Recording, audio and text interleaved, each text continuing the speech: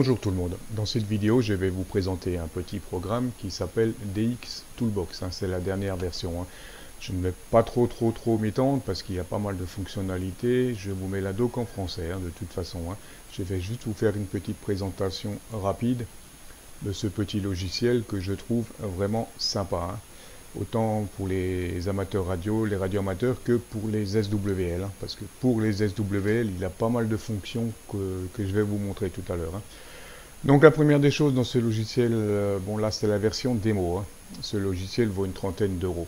Donc si durant ma vidéo j'ai une petite fenêtre qui s'ouvre, c'est normal. À chier. La première des choses, donc on va sur Help, Setup, pour entrer votre latitude et votre longitude, et éventuellement votre indicatif. Il y a d'autres paramètres que vous pouvez cocher, mais ça je vous laisse lire la doc pour avoir des alarmes, etc. Voilà, je vais juste vous faire la présentation des comment que ça se présente. Je vous laisserai lire la doc. Donc ça c'est la fenêtre Current Condition. Voilà. Mon anglais n'est pas terrible, à chier. On va avoir la fenêtre, voilà, qui vous affiche un petit peu la fameuse gray line.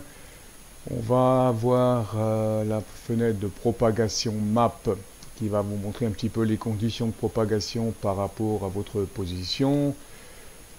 Qu'est-ce qu'on va voir? La carte azimutale. Donc là, vous allez rentrer votre votre longitude et latitude pour vous situer sur la carte. Donc chez moi, ça va être 47.89 et 722.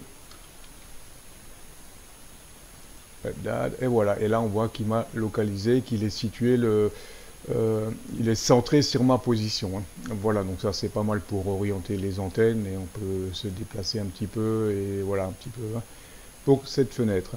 Qu'est-ce qu'on va encore avoir d'intéressant? Bon, satellite tracking, voilà. Donc là, vous sélectionnez le satellite que vous voulez, il va être affiché sur la carte. Bon, c'est pas très précis. Vous voyez, votre QTH sera là, une fois que vous aurez rentré votre position.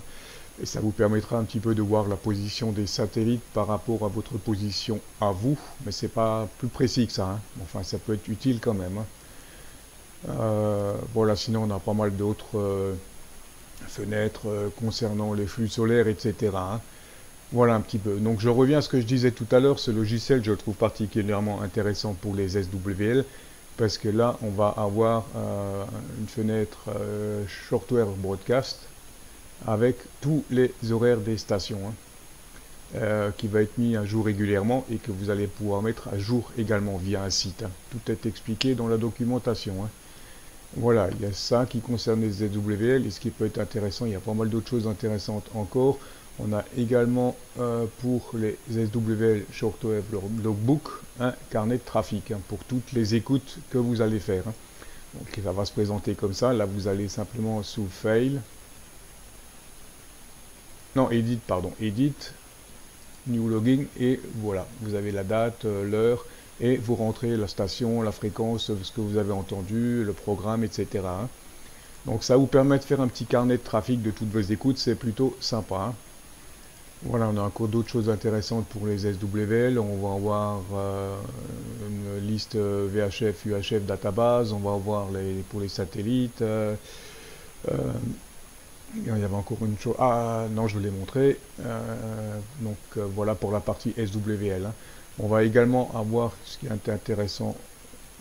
Vous allez pouvoir calculer votre latitude, longitude par rapport à votre locator. Ça peut toujours être intéressant. Et vous avez également une fenêtre de locator complète.